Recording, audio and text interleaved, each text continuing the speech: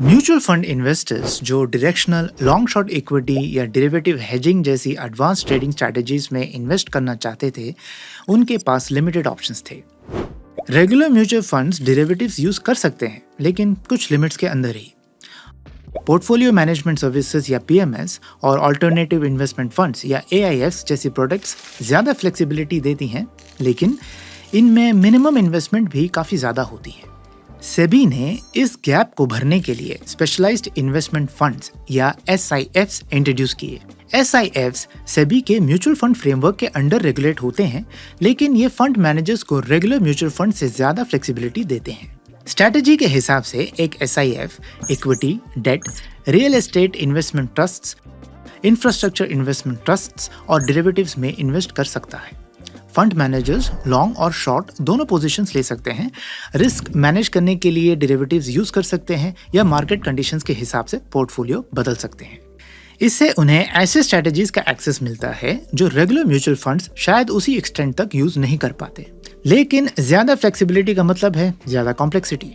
एसआईएफ्स ज्यादा वॉलेटाइल हो सकते हैं और इनमें ज्यादा रिस्क भी हो सकता है। पैसे डूबने की पॉसिबिलिटी भी रहती है। इसीलिए एसआईएफ्स सबके लिए सूटेबल नहीं हो सकते। यही वजह है कि मिनिमम इन्वेस्टमेंट 10 लाख रुपए रखा गया है। एसआईएफ्स दो ब्रॉड स्ट्रक्चर्स में आते हैं, इंटरवल एसआईएफ्स और ओपन एंडेड एसआईएफ्स। पहला टाइप है इंटरवल एसआईएफ्स।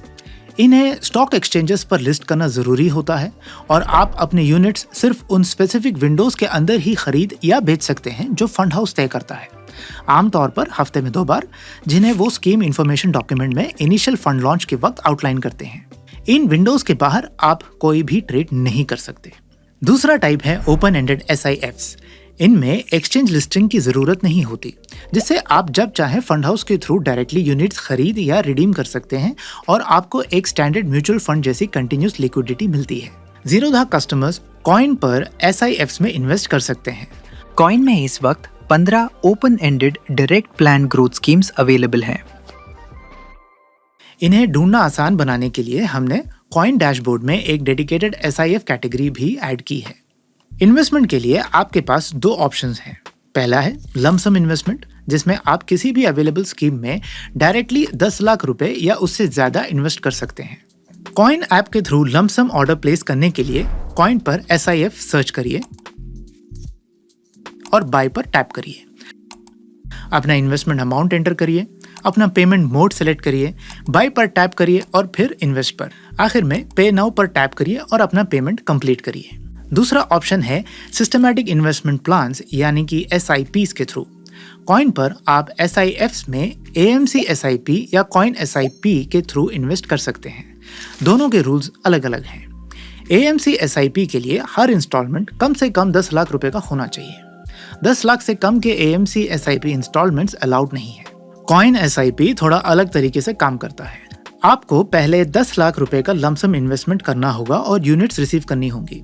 यूनिट्स अलॉट होने के बाद आप छोटी फ्यूचर इन्वेस्टमेंट्स के लिए कॉइन एसआईपी सेटअप कर सकते हैं। इन एडिशनल इन्वेस्टमेंट्स के लिए मिनिमम अमाउंट एएमसी डिसाइड करता है और ये एक स्ट्रैटेजी से दूसरी स्ट्रैटेजी में डिफरेंट हो सकता है। कॉइन ऐप पर एसआईपी क्रिएट करने के लिए एसआईएफ सेलेक्ट करिए और एसआईपी पर टैप करिए। इनिशियल इन्वेस्टमेंट अमाउंट और इंस्टॉलमेंट अमाउंट एंटर करिए। फ्रीक्वेंसी सेलेक्ट करिए। Automatic step up check box को टिक करिए। इंक्रीमेंट परसेंटेज एंटर करिए और एसआईपी को ऑटोमेटिकली स्टेप अप करने के लिए मंथ और डेट सेलेक्ट करिए। ऑटोमेटिक स्टेप अप रोकने के लिए अनटिक करिए। क्रिएट एसआईपी पर टैप करिए और फिर क्रिएट पर। पे नाउ पर टैप करिए और पेमेंट कंप्लीट करिए। एसआईएफ्स में इन्वेस्टमेंट करने से पहले आपका एक बात जानना जरूरी है।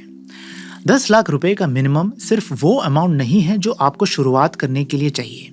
ये भी डिसाइड करता है कि अगर बाद में आपकी इन्वेस्टमेंट की वैल्यू उस अमाउंट से नीचे गिर जाए तो आप क्या कर सकते हैं। आगे क्या होगा ये इस बात पर डिपेंड करता है कि वैल्यू 10 लाख से नीचे क्यों गई। ऐसा इसलिए हो सकता है क्योंकि आपने कुछ यूनिट्स रिडीम या ट्रांसफर किए, या फिर सिर्फ इसलिए हो सकता है क्योंकि आपकी इन्वेस्टमेंट की मार्केट वैल्यू कम हो गई। सेबी इन दोनों सिचुएशंस को अलग तरह से देखता है। इन्हें एक्टिव ब्रीच और पैसिव ब्रीच कहा जाता है। चलिए एक्टिव ब्रीच से शुरू करते हैं। एक्टिव ब्रीच तब होता है जब आपके द्वारा की गई एक ट्रांजैक्शन की वजह से SIF के अंडर आपकी टोटल इन्वेस्टमेंट 10 लाख रुपए से नीचे चली जाती है। ऐसा रिडम्पशन, सेल, ट्रांसफर या स्विच की वजह से हो सकता है। जैसे मान लीजिए आपकी इन्वेस्टमेंट की वैल्यू 12 लाख रुपए है और आपने 4 लाख रुपए रिडीम कर लिया। बची हुई वैल्यू 8 लाख रुपए की होगी, जिससे एक एक्टिव ब्रीच होगा। इस केस में उस SIF के अंडर ऑफर की गई सभी स्ट्रैटेजीज के आपके यूनिट्स डेबिट के लिए फ्रीज हो जाते हैं। सिंपल शब्दों में अगर कहा जाए, जब तक वो फ्रीज है आप उन्हें रिडीम, सेल, ट्रांसफर या स्विच नहीं कर सकते।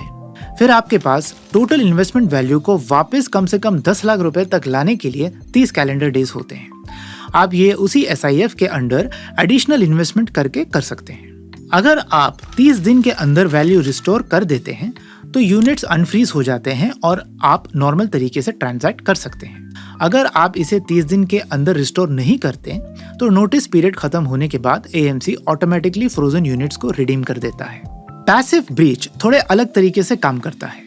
ये तब होता है जब मार्केट मूवमेंट की वजह से आपकी इन्वेस्टमेंट की वैल्यू 10 लाख रुपए से नीचे आ जाती है, ना कि आपकी किसी ट्रांजैक्शन की वजह से। जैसे मान लीजिए आप 10 लाख रुपए इन्वेस्ट करते हैं और बाद में मार्केट गिरने की वजह से इसकी वैल्यू 9 लाख रुपए हो जाती है। ये एक पैसिव ब्रीच है। इस केस में सिर्फ इसलिए कि वैल्यू 10 लाख रुपए से नीचे गिर गई, आपकी इन्वेस्टमेंट ऑटोमेटिकली रिडीम नहीं होती। लेकिन जब तक वैल्यू थ्रेशोल्ड से नीचे रहती है तब तक आप पार्शियल रिडेम्पशन नहीं कर सकते। आप या तो इन्वेस्टमेंट कंटिन्यू होल्ड कर सकते हैं या उसे पूरी तरह रिडीम कर सकते हैं। अगर आपके SIF को लेकर कोई भी सवाल है, उन्हें कमेंट्स में पोस्ट करिए और हम उसका जवाब जरूर देंगे।